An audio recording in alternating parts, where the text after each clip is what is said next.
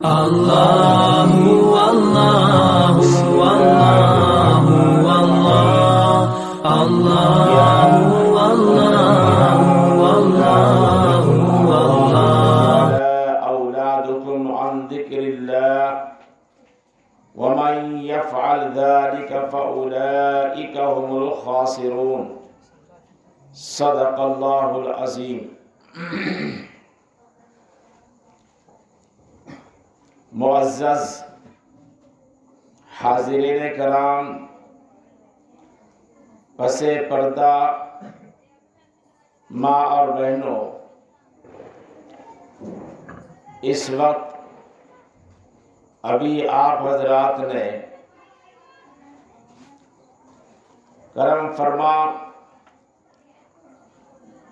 ہمارے جناب قاری محمد ہارون صاحب فیضی سے مجلس کی اہمیت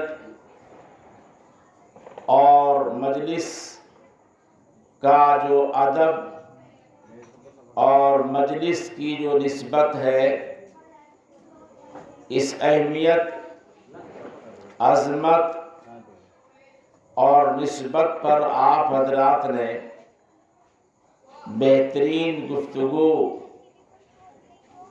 سے مستفیض ہوئے. آپ حضرات کو اس مجلس کی اہمیت کو بتلایا.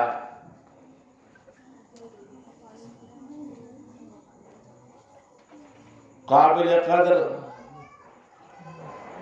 دوستوں اور بزرگوں، اللہ رب العزت نے ساری کائنات اور کائنات کے ذرے ذرے کو پیدا کیا. اللہ رب العزت نے جتنی مخلوقات پیدا کی ہے، ان مخلوقات میں انسان کو مقدس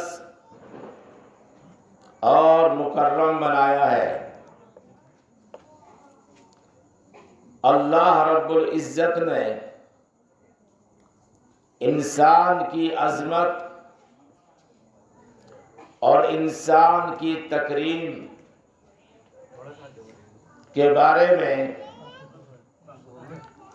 قرآن مقدس میں بڑی وضاحت کے ساتھ میں بیان فرمایا ہے. اللہ رب العزت کا جو دستور اور جو قانون ہے اور جو اصول اور جو ضابطہ ہے، ان ضابطوں میں اور اصول اور دستور میں حکمت و مصلحت پنہا ہے، پوشیدہ ہے. ان حکمتوں کو ہم اور آپ نہیں سمجھ سکتے. اس خالق کائنات، مالک ارض و سماوات نے اپنی قدرت کاملہ اور حکمت بالغہ سے جو اصول اور جو ضابطہ بنایا ہے، اس اصول اور ضابطے پر ایمان رکھنا، یقین کرنا، ماننے کا نام ہی ایمان ہے. چاہے وہ چیز، چاہے وہ بات عقل میں آئے یا نہ آئے. مخبر صادق جناب محمد الرسول اللہ صلی اللہ علیہ وسلم نے جو بتلا دیا ہے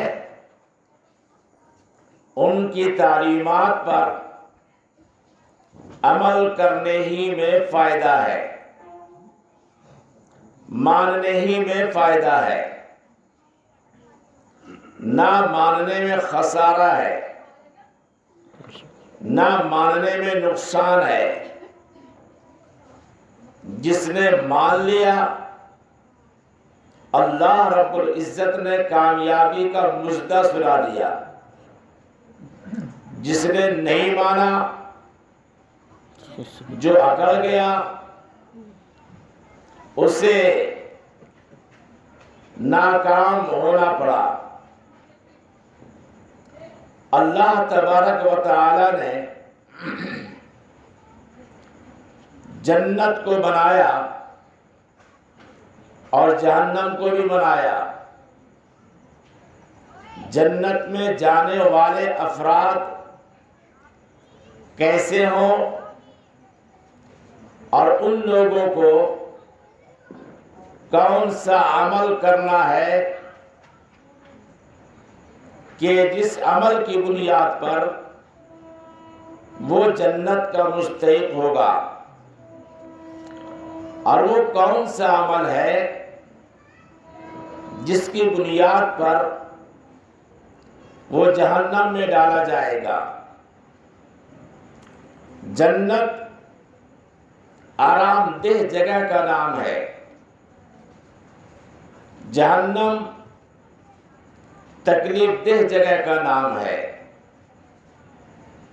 دنیا کا ہر عقل مند انسان عیش و آرام کی جگہ کو تلاش کرتا ہے جس میں آرام کے ساتھ وہ رہ سکے، اپنی زندگی کو گزار سکے۔ تکلیف دہ جگہ سے وہ بچنا چاہتا ہے کہ اس جگہ، اس گھر میں تکلیف ہے، پریشانی ہوگی، تو اس پریشانی سے بچنے کے لیے یا تو گھر کو ٹھیک کرتا ہے، اور اگر ٹھیک نہیں کیا تو پھر اسے اس گھر میں پریشانی اٹھانی ہی پڑے گی۔ اللہ تبارک و تعالی نے موت اور حیات کا سلسلہ بھی جاری کیا ہے۔ موت اللہ کی طرف سے ہے، حیات اللہ کی طرف سے ہے۔ موت کو کوئی چیز روک نہیں سکتی ہے، اور زندگی ہے تو کوئی چیز زندگی کو ختم نہیں کر سکتی ہے۔ موت اور حیات میں بھی حکمت ہے، مصلحت ہے۔ اللہ تبارک و تعالی نے اس انسان کو پیدا کیا، تو پیدا کرنے کے بعد اس انسان کی رشد و ہدایت کے لیے، منزل مقصود تک صحیح طریقے سے پہنچنے کے لیے، منزل مقصود تک انسان کو پہنچنے کے لیے اللہ رب العزت نے انبیاء کرام علیہ الصلاۃ والسلام کا سلسلہ جاری فرمایا ہے۔ ان انبیاء کرام علیہ الصلاۃ والسلام کے ذریعے سے یہ معلوم ہوا کہ انسان کو اللہ نے کیوں پیدا کیا ہے، انسان دنیا میں کیوں آیا ہے، اور آنے کے بعد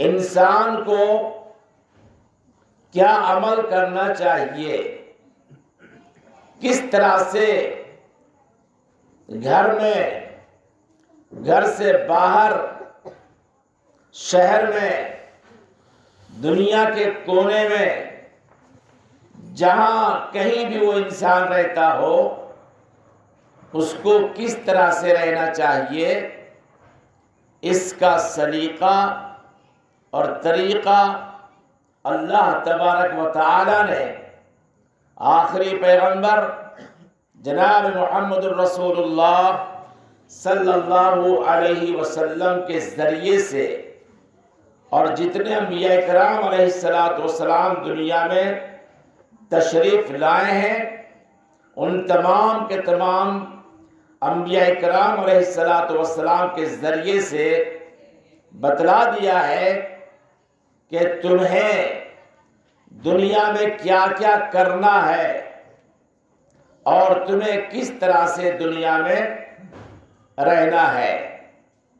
میرے عزیز دوستوں اور بزرگوں، اللہ تبارک و تعالی کی جتنی نعمتیں انسانوں کے اوپر ہے، اگر انسان نعمتوں کو شمار کرنا چاہے تو یہ انسان اللہ رب العزت کی نعمت کو شمار نہیں کر سکتا ہے۔ اور اللہ رب العزت نے انسانوں کے جسم کے اندر ایسی ایسی نعمتیں عطا کر رکھی ہے کہ گویا کہ انسان خود سراپا نعمت کا مجسمہ ہے۔ بتلائیے، ہر انسان اپنی ذات پر، اپنے وجود پر غور کرے تو ہر ایک ایک چیز، ایک ایک شے اللہ رب العزت کی اتنی بڑی نعمت ہے کہ انسان اگر ان نعمتوں کا حق ادا کرنا چاہے، اور حق کا تقاضا یہ ہونا چاہیے کہ ایک لمحہ بھی اللہ رب العزت کی یاد سے غافل نہ رہے، ایک لمحہ بھی اللہ کی یاد سے غافل نہ رہے، اور ہر وقت اللہ رب العزت کی تعریف سے اپنی زبان کو تر رکھے۔ ہر وقت انسان اپنے دل و دماغ کے اندر یہ بات مستحضر رکھے کہ ایک ایک قدم پر اللہ رب العزت کی تعریف اور تقدیس ہونی چاہیے۔ آپ ذرا اندازہ لگائیے کہ ایک شخص کٹورا لے کر کے بھیک مانگ رہا ہے، کسی کے دروازے پہ گیا تو اس نے کہا کہ ارے بھائی، آپ بھیک مانگ رہے ہو، اللہ رب العزت نے تمہارے جسم میں اور تمہارے پاس ایسی ایسی بڑی اور عظیم دولت عطا کر رکھی ہے کہ اگر اس کو تم بیچ ڈالو، ایک عضو کو، ایک چیز کو بیچ ڈالو گے تو پوری دنیا تم کھا کھا کر کے تھک جاؤ گے پوری زندگی، اور پھر تم پوری دنیا کا بھی سیر کر لو گے تب بھی وہ دولت ختم نہیں ہوگی۔ احساس دلایا کہ تمہارے پاس دو آنکھ ہے، ایک آنکھ نکال کر کے مجھے دے دو، اور اس کی جو قیمت تم منہ مانگا مانگو، ہم تمہیں دینے کے لیے تیار ہیں۔ اللہ نے دو آنکھیں دی ہیں نا، ایک آنکھ نکال کے بیچ ڈالو، ہم تمہیں قیمت دیتے ہیں، اور تم منہ مانگا پیسے مانگ لو۔ لیکن وہ شخص یہ سن کر کے کانپ گیا، کہا نہیں میں ایسا نہیں کر سکتا۔ انہوں نے کہا بھائی میں آپ کو 1 کروڑ نہیں 2 کروڑ دینے کو تیار ہوں، ایک آنکھ نکال کر کے ہمیں دے دو۔ 2 کروڑ پر بھی وہ راضی نہیں ہوا۔ یہ معلوم ہوا کہ ایک آنکھ کی قیمت 2 کروڑ ہی نہیں 2 کروڑ سے زائد بھی ہے، 2 کروڑ سے بھی زائد ہے۔ اس نے کہا 2 نہیں تم 4 لے لو، ایک ہمیں دے دو۔ وہ 4 پر بھی راضی نہیں ہوا۔ معلوم ہوا 4 کروڑ سے زائد کی قیمت ہے یہ۔ بتلاؤ یہ اتنی بڑی نعمت، قیمتی شے اللہ پاک نے ہمیں دی ہے یا نہیں دی ہے؟ بولو۔ کہا تمہارے پاس 2 ہاتھ ہے، ایک ہاتھ تم ہمیں دے دو اور تم وہ مانگا پیسے مانگ لو، ہم دینے کو تیار ہیں۔ اس نے کہا یہ بھی نہیں ہو سکتا۔ کہ معلوم یہ ہوا کہ تمہارے پاس 2 نہیں 4 نہیں، منہ مانگا پیسے کی دولت تمہارے پاس ہے۔ اس نے کہا چلو ٹھیک ہے، تمہارے پاس 2 پیر ہے، ایک پیر ہمیں دے دو، منہ مانگا پیسے لے لو۔ اس پر بھی وہ تیار نہیں ہوا۔ تو اسے اس فقیر کو اندازہ ہوا اور آنکھیں کھل گئی، واقعی میں اس پروردگار عالم نے بغیر مانگے ایسی دولت ہمیں عطا کر رکھی ہے۔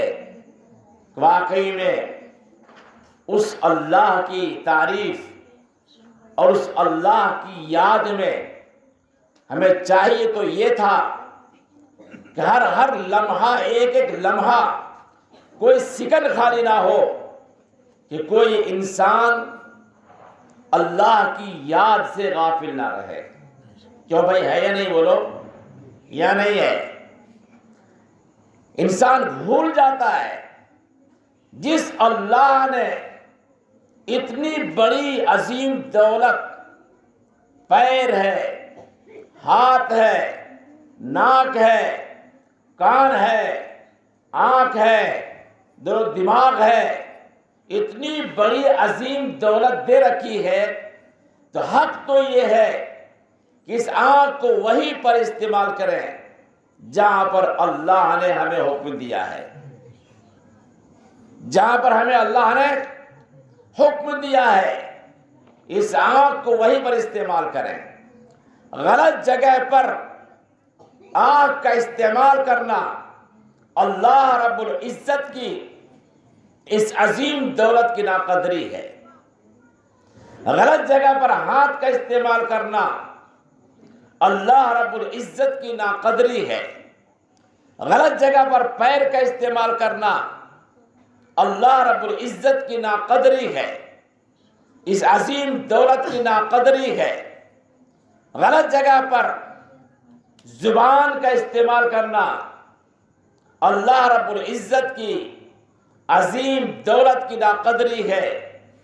قرآن پاک میں اللہ رب العزت نے فرمایا ہے کہ ان اعضاء جوارے کو قیامت کے دن بولنے کی قوت عطا کی جائے گی، بولنے کی طاقت دی جائے گی، اور اس دن انسان کے سامنے جب جس نے جو گناہ کیا ہے، انسان جو جرم کیا ہے، جرم کو گنوایا جائے گا، گناہ کو گنوایا جائے گا، اس دن انسان جھوٹ بولنے کی کوشش کرے گا، مکر جائے گا کہ ہم نے ایسا نہیں کیا، ہم نے ایسا نہیں کیا۔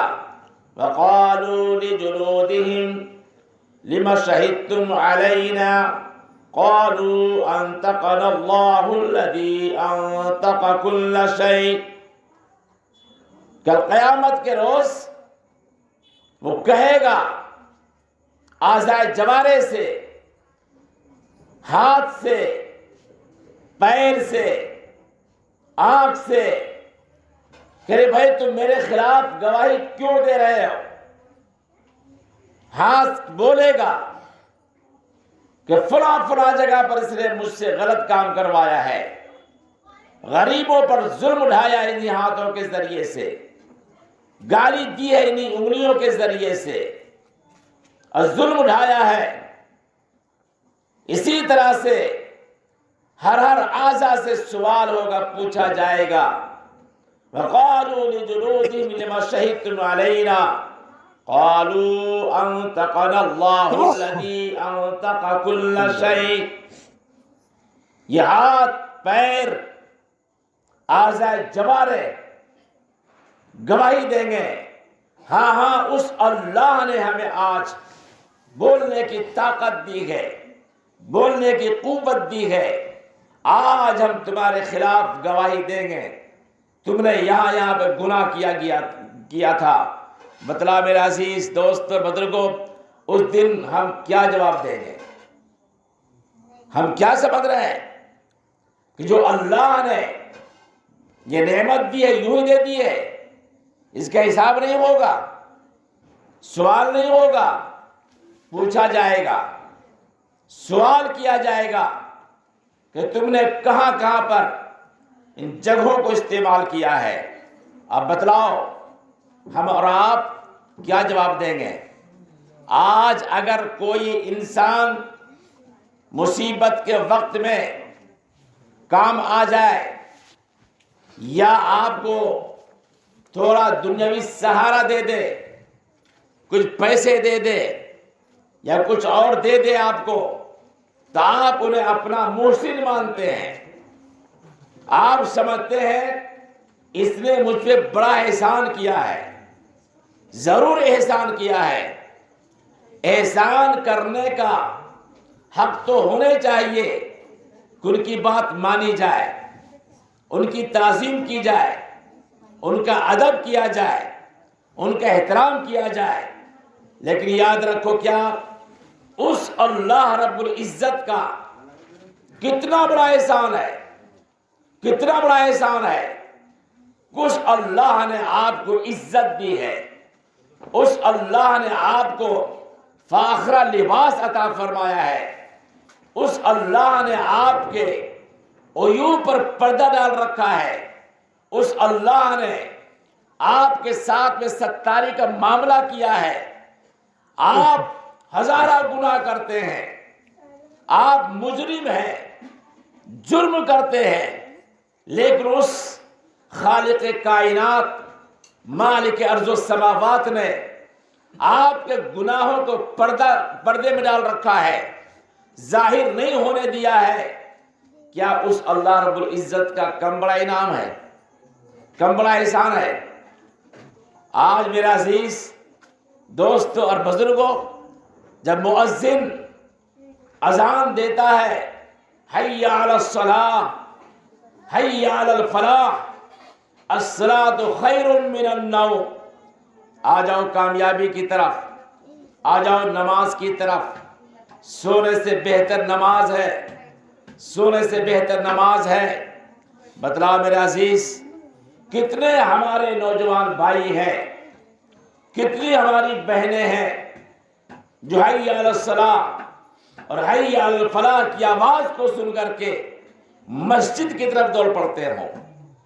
بتلاؤ، جو اللہ پیر دے اور وہ اللہ بلائے اپنے گھر کی طرف، اور ہم نہ جائیں، ہم گھر پہ سوئے رہیں، ہم موبائل میں پڑے رہیں، دیگر کاموں میں ہم مصروف رہیں، مسجد خالی ہو، گھر ویران ہو قرآن کریم کی تلاوت سے۔ بتلاؤ اس سے بڑی بدقسمتی اور کیا ہو سکتی ہے؟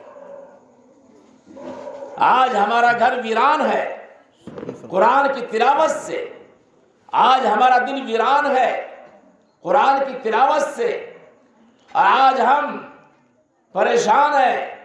یاد رکھیے، اس اللہ رب العزت نے فرمایا ہے وَاسْتَعِينُوا بِالصَّبْرِ وَالصَّلَاةِ، تم پریشان ہو، تم روزی کے لیے پریشانی کا اظہار کرتے ہو، بیماری میں پریشانی کا اظہار کرتے ہو، اور مشکلات کا اظہار کرتے ہو، جس اللہ نے پریشانی کا علاج یہاں رکھا ہے، وَاسْتَعِينُوا بِالصَّبْرِ وَالصَّلَاةِ، اللہ رب العزت سے مدد طلب کرو نماز کے ذریعے سے اور صبر کے ذریعے سے۔ اور آج ہم مدد طلب کرتے ہیں کہیں اور جا کر کے، اللہ کو چھوڑ کر کے غیر اللہ سے مدد طلب کرتے ہیں۔ کیا آپ کی نصرت ہو جائے گی؟ کیا آپ کی پریشانی دور ہو جائے گی؟ یاد رکھیے، اللہ تبارک و تعالی نے قرآن مقدس میں ارشاد فرمایا ہے، اور جو میں نے آیت کریمہ تلاوت کی ہے، یا ایھا الذین آمنوا لا تلہکم اموالکم ولا اولادکم عن ذکر اللہ۔ آدمی اللہ کی یاد سے غافل جو ہوتا ہے، وہ دو اسباب ہوتے ہیں۔ دو اسباب کی وجہ سے وہ اللہ کی یاد سے غافل ہو جاتا ہے۔ ایک سبب کیا ہے؟ مال ہے۔ آدمی مال کو حاصل کرنے کے لیے، مال کو جمع کرنے کے لیے کبھی جھوٹ بولتا ہے، وہ تجارت کر رہا ہے، مال کو حاصل کرنا ہے، کہیں اور کام کر رہا ہے، مال حاصل کرنا ہے، جھوٹ بول رہا ہے مال کو حاصل کرنے کے لیے، تجارت کر رہا ہے، دھوکہ دے رہا ہے، کہ نوکری کر رہا ہے تو وہاں بھی کما حقہ ادا نہیں کر رہا ہے۔ اور اگر جھوٹ بولنے کا نمبر آ گیا، سچ نہیں بولے گا، اسے پتا ہے کہ اگر میں سچ بولوں گا تو مال نہیں مل سکتا ہے، سچ بولوں گا تو مال میں نقصان ہو جائے گا۔ مال کو حاصل کرنے کے لیے آدمی زمین کو بھی غصب کرتا ہے، مکان بھی ہڑپ کرتا ہے۔ آج بھائی بھائی میں جھگڑا ہے، گھر گھر میں جھگڑا ہے، جائیداد کے لیے، گھر کے بٹوارے کے لیے۔ کوئی چاہتا ہے ہمیں زیادہ مل جائے، کوئی چاہتا ہے میں پیمانہ کر لوں اور ہڑپ کر لوں۔ یہ سب جو گناہ ہو رہا ہے، کس لیے؟ مال کو حاصل کرنے کے لیے، مال کی وجہ سے۔ جبکہ اللہ رب العزت نے قرآن کریم میں ارشاد فرمایا، انما اموالکم و اولادکم فتنہ، یہ اولاد اور مال آزمائش کی چیز ہے، یہ فتنے کی چیز ہے۔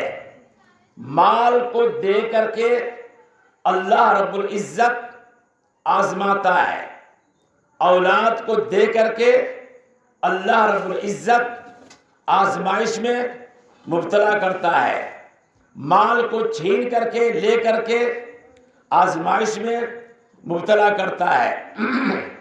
اسی طرح سے اولاد دے کر کے اور اولاد چھین کر کے اللہ رب العزت انسان کو آزماتا ہے۔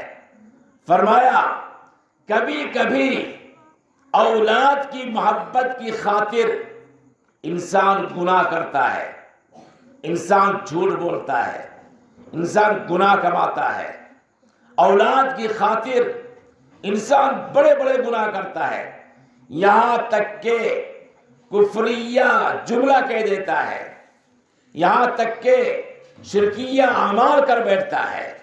فرمایا یہ سب کچھ تو تم کر رہے ہو، لیکن یاد رکھو اللہ تبارک و تعالیٰ کے یہاں جب تم سے سوال کیا جائے گا تو وہاں نہ مال کام آئے گا اور نہ وہاں اولاد کام آئے گی۔ وَمَن يَفْعَلْ ذَلِكَ فَأُولَٰئِكَ هُمُ الْخَاسِرُونَ۔ فرمایا کہ جس نے اولاد کی خاطر اور مال کی خاطر جس نے یہ سب کچھ گناہ کیے ہیں، تو فرمایا ایسے لوگ خسارے میں ہیں، نقصان والے ہیں، خسارے میں ہیں، نقصان میں ہے۔ اب بتلاؤ میرے عزیز اور میرے پیارے بھائیوں، اللہ کے رسول علیہ السلام نے اس دین کو اور سچ کو عام کرنے کے لیے، حقانیت کو عام کرنے کے لیے اور جھوٹ کو دبانے کے لیے، مٹانے کے لیے، گناہ کو مٹانے کے لیے، گناہ کو ختم کرنے کے لیے، شرک کو ختم کرنے کے لیے، بت پرستی کو ختم کرنے کے لیے، وہ محسن انسانیت پیغمبر اعظم جناب محمد رسول اللہ صلی اللہ علیہ وسلم نے کیسی کیسی محنتیں اور تکالیف کو برداشت کیا ہے، ہم تصور نہیں کر سکتے، ہم سوچ بھی نہیں سکتے۔ جو اللہ رب العزت نے ہمیں دستور دیا ہے، قانون دیا ہے، اگر ہم اس پر عمل پیرا ہو جائیں تو ہمارے لیے 100% کامیابی ہے یا نہیں ہے؟ ہمارے بہت سے مسلمان بھائی ایسے ہیں جنہیں خود اپنے مذہب اور خود دین میں شک پیدا ہو جاتا ہے، شک پیدا ہو جاتا ہے۔ اور ایک واقعہ پڑا تھا، ایک گاڑی پر ایک برقع پوش لڑکی سوار تھی اور ایک ہاتھ میں کتاب تھی، کتاب مطالعہ کر رہی تھی۔ بغل میں ایک صاحب پڑھے لکھے بھی ہیں، ان کے ذہن میں یہ بات آئی کہ یہ لڑکی پڑھی لکھی معلوم ہوتی ہے، ان سے کچھ سوال کریں، کچھ معلوم کریں اور بات چیت چلتی رہے گی تو بڑی آسانی کے ساتھ سفر بھی کٹ جائے گا، سفر بھی پورا ہو جائے گا۔ انہوں نے کہا بہن جی آپ سے میں کچھ معلوم کرنا چاہتا ہوں، اگر آپ جواب دے دیں تو بڑی اچھی بات ہے، اور ذہن میں یہ بات مجھے بار بار کھٹک رہی ہے۔ کہا موضوع کیا ہے؟ کس موضوع پہ آپ مجھ سے بات کرنا چاہتے ہیں؟ انہوں نے کہا کہ میرے ذہن میں دو بات آتی ہے، ایک یہ ہے کہ یہ آپ جو برقع پہنتی ہو، یہ حجاب ہے، یہ برقع کیوں پہنتی ہو؟ برقع کیوں پہنتی ہو؟ کیا وجہ ہے؟ اور دوسرا سوال یہ ہے کہ جو لڑکیوں کو وراثت میں لڑکوں سے کم مال ملتا ہے، لڑکوں کو دوہرا حصہ ملتا ہے اور لڑکی کو اکیرا حصہ ملتا ہے، لڑکیوں کو باپ کے ترکے میں کم مال کیوں ملتا ہے اور لڑکے کو زیادہ کیوں ملتا ہے؟ یہ سوال ہے۔ تو بہت ہی سہل انداز میں اس لڑکی نے جواب دیا، اور جواب سننے کے بعد اسے بات بالکل سمجھ میں آ گئی۔ میرے دوست اور بزرگوں، انہوں نے کہا کہ آپ نے سوال کیا برقعے کے بارے میں کہ برقع تم کیوں پہنتی ہو؟ انہوں نے کہا کہ آپ سے ایک سوال ہے، اسی سوال میں جواب آپ کو مل جائے گا۔ کہا بولیے۔ انہوں نے کہا کہ آپ نے گھوڑے کو دیکھا، آپ نے گائے کو دیکھا، آپ نے بکری کو دیکھا؟ کہا ہاں ہم نے سب دیکھا ہے کہ گھوڑا بھی گھاس کھاتا ہے، گائے بھی گھاس کھاتی ہے اور بکری بھی گھاس کھاتی ہے، تو گھوڑا لید کیوں کرتا ہے؟ گائے گوبر کیوں دیتی ہے؟ اور بکری مینگنی کیوں کرتی ہے؟ چاہیے تو یہ تھا کہ تینوں ایک ہی طرح سے، تینوں کے تینوں، گھوڑا بھی، گائے بھی، بیل بھی، یہ بکری بھی اور بیل بھی، سب کے اندر یکسانیت ہونی چاہیے۔ کھانے کے اعتبار سے، چارے کے اعتبار سے گھوڑا بھی گھاس کھا رہا ہے، گائے بھی گھاس کھا رہی ہے، لیکن گھوڑا لید کرتا ہے اور گائے گوبر دیتی ہے اور بکری مینگنی کرتی ہے، کیا وجہ ہے؟ اب بولیے۔ انہوں نے کہا ہو، بات سمجھ میں آ گئی۔ اس لڑکی نے کہا اگر تمہاری قدرت میں ہے یا تمہارے پاس کوئی ایسا آلہ ہے، اس میں بدل کر کے دکھلا دو، تبدیل کر کے دکھلا دو۔ تو انہوں نے کہا یہ تو اللہ کا دستور ہے۔ کہ یہ بھی اللہ کا دستور ہے، یہ بھی اللہ کا قانون بنایا ہوا ہے۔ پردہ، وراثت، لڑکی کو کتنا حصہ ملے گا، لڑکے کو کتنا حصہ ملے گا، یہ اللہ کا بنایا ہوا قانون ہے، اس کو بدل نہیں سکتے۔ لڑکی پردے میں رہے گی، خاتون برقعے میں رہے گی، یہ اللہ کا بنایا ہوا قانون ہے حجاب، اس کو ہم بدل نہیں سکتے، اس میں ہم ترمیم نہیں کر سکتے۔ اب بتلاؤ میرا عزیز دوستو اور بزرگوں، جب اس لڑکی کے پاس میں ایمان تھا، جب اس کے پاس میں نبی کی تعلیم، اس کے دل میں نبی کی عظمت، قرآن کی عظمت، سنت کی عظمت ان کے دل میں معجزن تھی، تو اس نے جواب دیا یا نہیں دیا، اور خاموش کیا یا نہیں کیا؟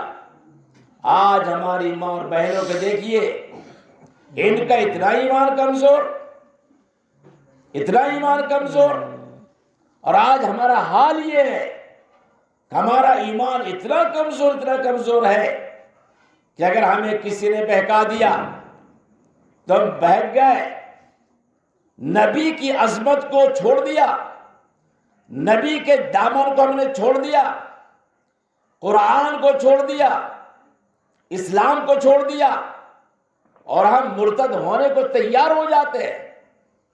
ہماری بہنیں، ہمارے نوجوان کتنے ایسے ہیں جو مرتد ہونے کے در پہ ہیں۔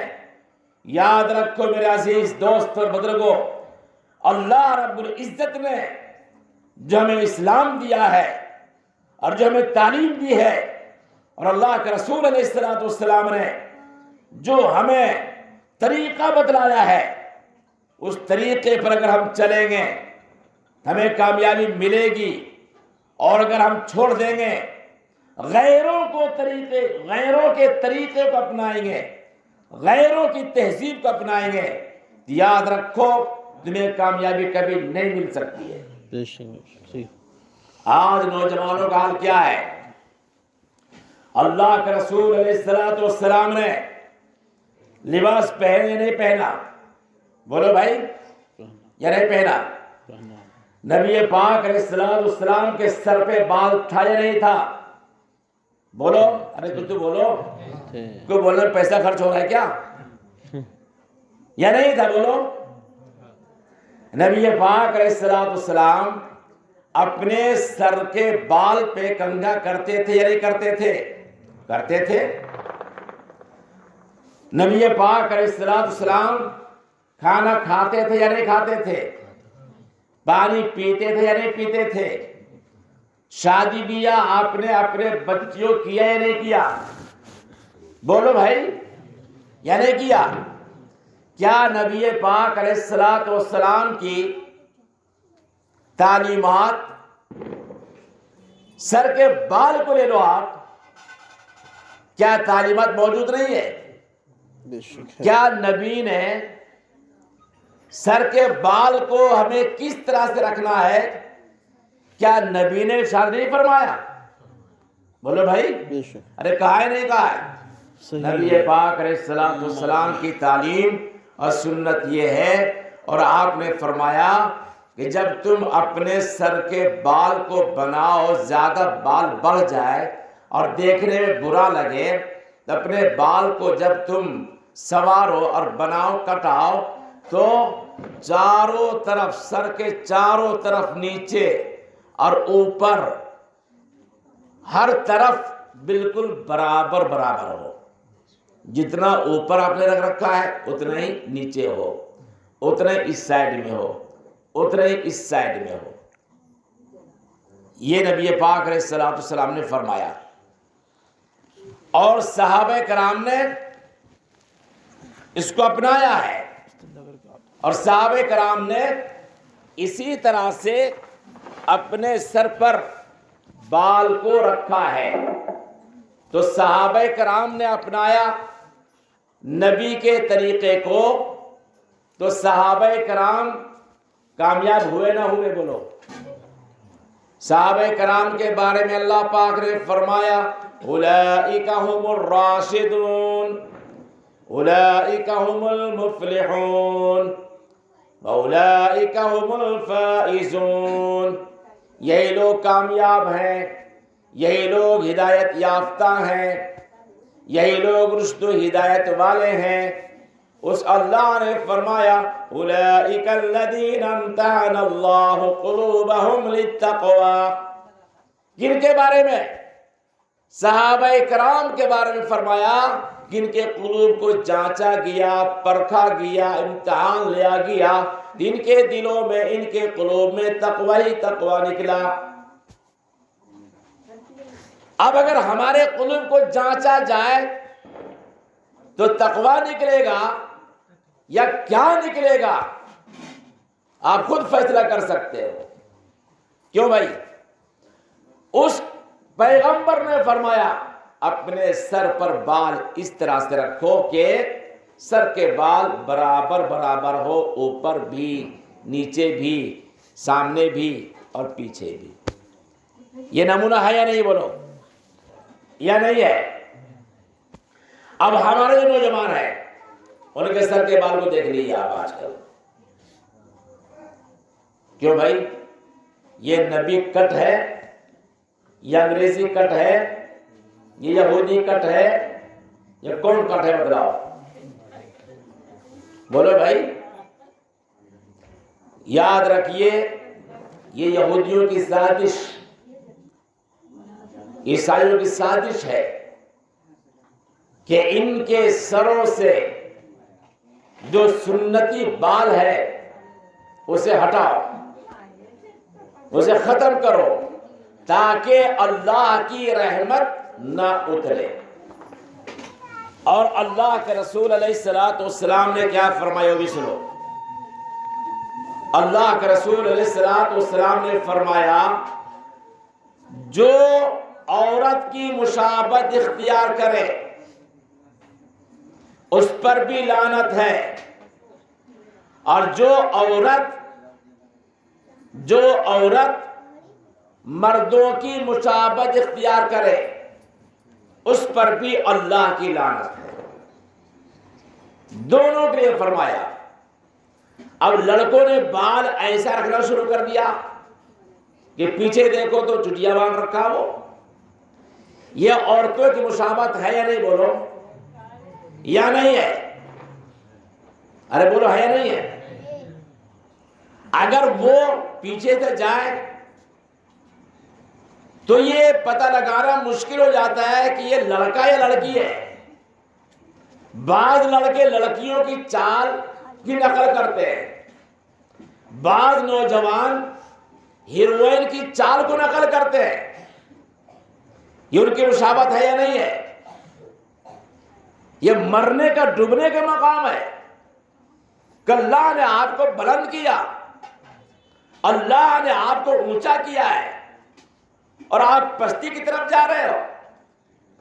اللہ کے رسول نے آپ کو معلم بنایا ہے، اللہ کے رسول علیہ السلام نے آپ کو بلند کرنے کے لیے، حکومت دینے کے لیے اللہ نے آپ کو حاکم بنایا ہے، اللہ نے آپ کو مالک بنایا ہے۔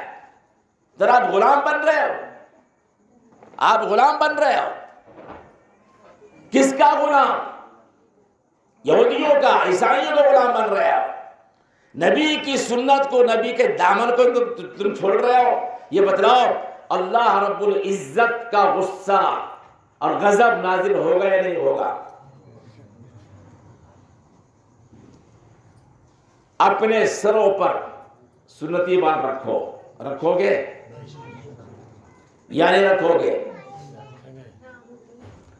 اور حد ہو گئی کہ داڑھی مبارک نبی کی سنت. نبی کیا یہ؟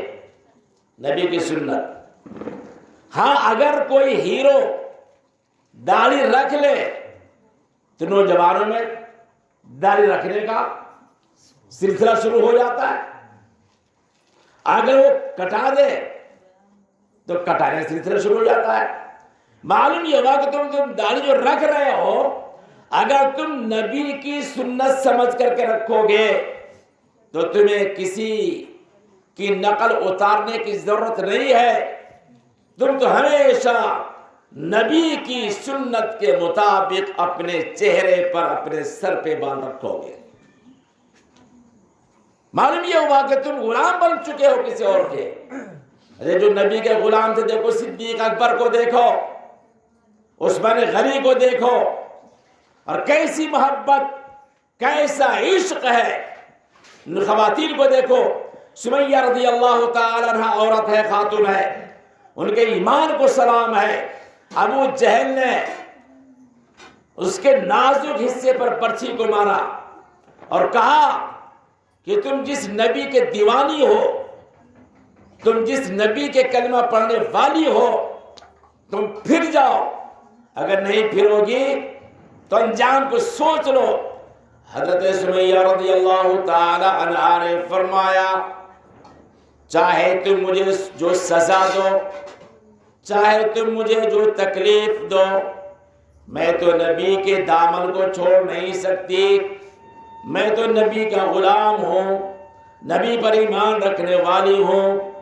یاد رکھو میرے عزیز دوستوں اور بزرگوں، ابو جہل نے آپ کی شرمگاہ میں برچھی کو مارا اور آپ کو شہید کر دیا. تو کیسی خاتون ہے وہ، کیسی عورت ہے وہ کہ ایمان اور نبی کی سنت اور نبی کی عظمت کو اپنے دل کے اندر اس طرح سے پیوست کر رکھی تھی کہ چاہے کوئی بھی تکالیف سامنے آ جائے اسے ٹکر لینے کے لیے وہ تیار تھی. کیوں بھائی؟ ہے یا نہیں ہے؟ یا نہیں ہے؟ عثمان غنی رضی اللہ تعالیٰ عنہ کا واقعہ مشہور ہے. سلح حدیبیہ کے موقع پر کفار ڈٹے ہوئے تھے نبی پاک علیہ الصلوۃ والسلام کو گمراہ کرنے کے لیے، نہیں دیے، اور وہاں صلح نامہ لکھا جا رہا تھا. اس وقت عثمان غنی رضی اللہ تعالی عنہ کو مکہ مکرمہ کے حالات کا جائزہ لینے کے لیے جب آپ کو بھیجا ایلچی بنا کر کے، اور جب آپ جانے لگے مکہ مکرمہ میں تو رؤساء مکہ سے بات کرنے کے لیے جا رہے تھے، تو ساتھیوں نے کہا کہ ذرا آپ اپنے تہبند کو، اپنی لنگی کو ٹکنے سے نیچے کر لیجئے، اوپر ہے، لوگ سمجھیں گے کہ لباس پہننا بھی نہیں آتا، لوگ آپ کو بدھو سمجھیں گے، بیوقوف سمجھیں گے. آپ نیچے کر لیجئے، ٹخنوں سے نیچے کر لیجئے. عثمان غنی رضی اللہ تعالی عنہ نے جواب دیا، کیا میں ان احمقوں کی وجہ سے نبی کی سنت کو چھوڑ دوں؟ نبی کی سنت کو سینے سے لگائے رہے، چھوڑا نہیں. آخر وہ بھی خلیفہ سوم ہے، وہ عاشق رسول وہ تھے، عشق رسول میں ڈوبنے والے تھے. اچھا دوسری بات یہ ہے، مردوں کو ٹخنے سے اوپر تک لباس پہننا جائز اور درست، ٹخنوں سے نیچے پہننا حرام ہے۔ عورتوں کے لیے ٹخنے سے نیچے پہننا جائز ہے، درست ہے، اور ٹخنے سے اوپر کرنا ناجائز ہے، حرام ہے۔ اب آج دیکھیے لڑکیوں کو، ہماری بیٹیوں کو، ان کے لباس کو آپ دیکھیے کہ ٹخنوں سے اوپر کر لیا۔ اس نے دیکھ لیا نا، کسی ہیروئن کو پہنتے ہوئے دیکھ لیا ہوگا نا، اسی کی نقالی ہو رہی ہے۔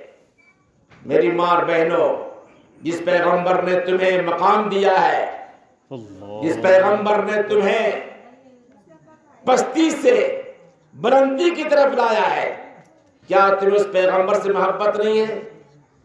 کیا تمہیں اس پیغمبر سے عشق نہیں ہے؟ جس پیغمبر نے تمہیں یہ مقام دیا ہے، جس پیغمبر نے تمہیں یہ عہدہ عطا کیا ہے، کیا اس پیغمبر سے تمہیں عشق و محبت نہیں ہے؟ یاد رکھیے، چاہے آپ ہوں، چاہے ہماری ماں بہنیں ہوں، سبھی کو چاہیے کہ جناب محمد رسول اللہ صلی اللہ علیہ وسلم سے محبت رکھیں، عشق رکھیں، اور محبت رکھو گے تو انشاءاللہ کامیابی سے آپ ہمکنار ہو جاؤ گے، آپ کامیابی سے ہمکنار ہو جاؤ گے۔ اللہ کے رسول علیہ السلام نے ہمیں ہر طریقہ بتلایا ہے۔ اگر آپ نبی کی تعلیمات کو دیکھو گے تو زندگی کے ہر شعبے میں نبی کا طریقہ آپ کو ملے گا۔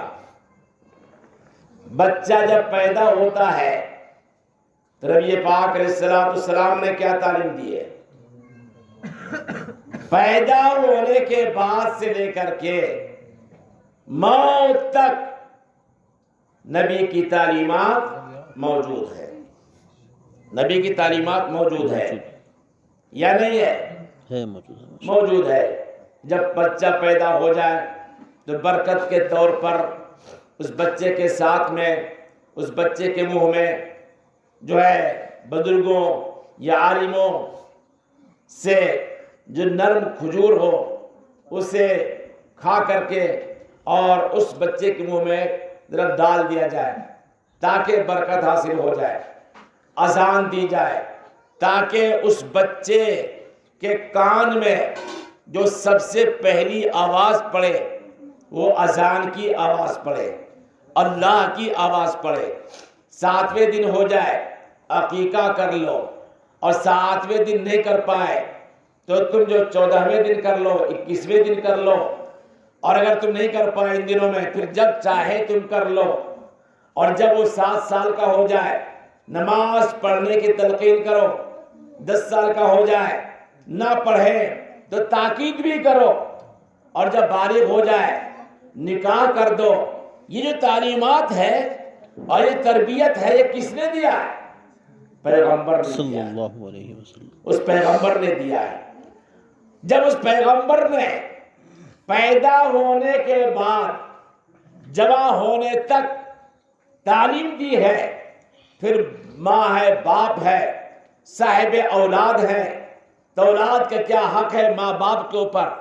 ماں باپ کا کیا حق ہے اولاد کے اوپر؟ ایک بھائی کا کیا حق ہے بہن کے اوپر؟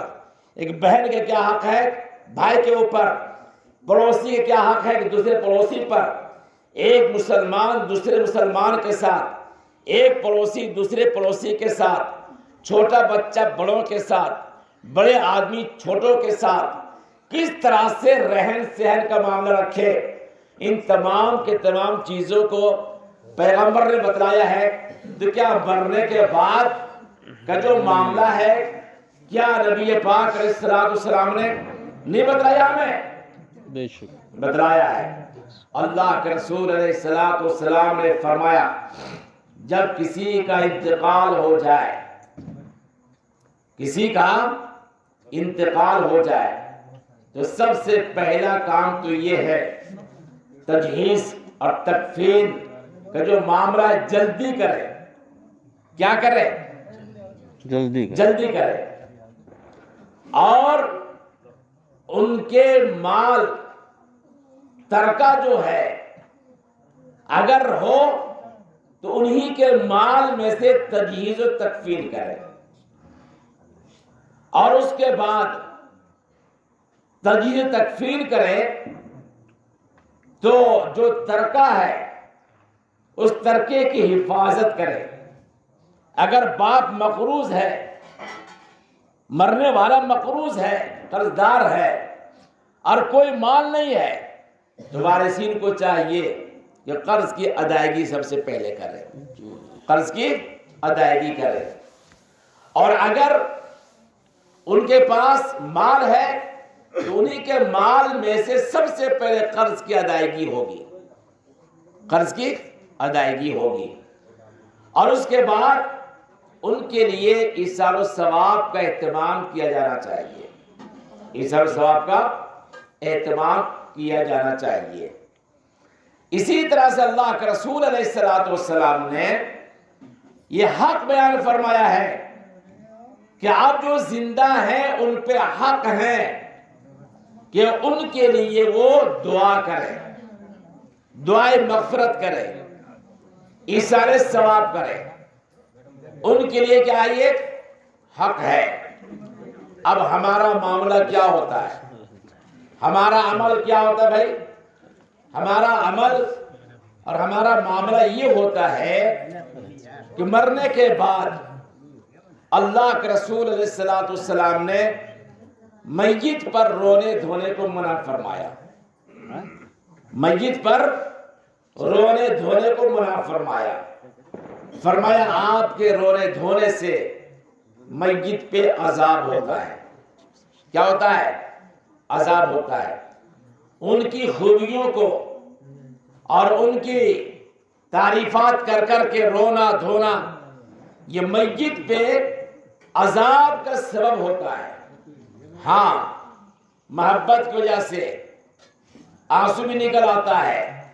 اللہ کے رسول علیہ السلام کے صاحبزادوں کا جب انتقال ہوا تو نبی پاک علیہ السلام غمزدہ تھے، آپ کی آنکھ سے آنسو نکل رہے تھے۔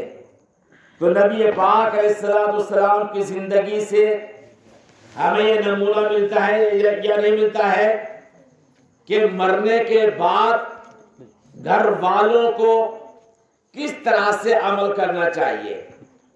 اس کے بعد نبی پاک علیہ السلام نے جو تعلیم دی ہے اس کے خلاف جو ہمارا عمل ہوتا ہے، ہم نے اپنے ماحول میں، سماج میں، معاشرے میں ہم نے تیجے کا نام دے رکھا ہے، ہم نے 10ویں کا نام دے رکھا ہے، 11ویں کا نام دے رکھا ہے، 20ویں کا نام دے رکھا ہے، برسی کا نام دے رکھا ہے۔ یہ تیجا، 40واں، یہ برسی، یہ کیا چیز ہے؟ اسلام میں اس کی کوئی اہمیت نہیں ہے، کوئی اہمیت نہیں ہے۔ آپ پوری برادری کو، پورے محلے کو آپ دعوت کرتے ہیں، میں یقین کے ساتھ کہتا ہوں یہ بدعت ہے، رسم ہے، رواج ہے، آپ نے خرچ کیا ہے لیکن میت کو کوئی ثواب نہیں ملے گا۔ ہاں، ثواب ملنے کا طریقہ یہ ہے کہ جو آپ یہاں روپے خرچ کر رہے ہو، اتنا روپے خرچ کر رہے ہو، بعض آدمی تو اس لیے خرچ کرتا ہے کہ لوگ کیا کہیں گے، تم نے کچھ کیا ہی نہیں، تو لوگوں کو دکھانے کے لیے تو کر رہے ہو۔ ریاکاری ہے یا نہیں ہے؟ بولو، انما الاعمال بالنیات، عمل کا دار و مدار نیتوں کے اوپر ہوتا ہے۔ تو آپ نے لوگوں کو دکھلانے کے لیے، زبانوں کو بند کرنے کے لیے آپ نے ہزاروں روپے آپ نے خرچ کر دیا۔ کاش کہ وہ 1000 روپے آپ ان کی طرف سے صدقے جاریہ کے طور پر، کہیں پانی کا انتظام نہیں ہے، پانی کا انتظام کر دیجیے۔ پڑوس میں کوئی غریب ہے جن کا پانی کا انتظام نہیں ہے، آپ نے پانی کا انتظام کر دیا، نل بنوا دیا آپ نے، کسی مدرسے میں کتاب نہیں ہے، آپ نے اس پیسے سے کتاب خرید کر کے دے دیا آپ نے، یا اسی طرح سے ان کی طرف سے کسی ایک طالب علم کو آپ نے منتخب کیا اور حافظ قرآن بنا دیا آپ نے، کہ ایک بچہ جو ذہین بچہ ہوتا ہے کم سے کم 2.5 سال 3 سال میں وہ قرآن پورا حفظ کر لیتا ہے، تو آپ نے ان کی طرف سے کسی ایک طالب علم کو منتخب کر کے آپ نے حافظ قرآن بنا دیا۔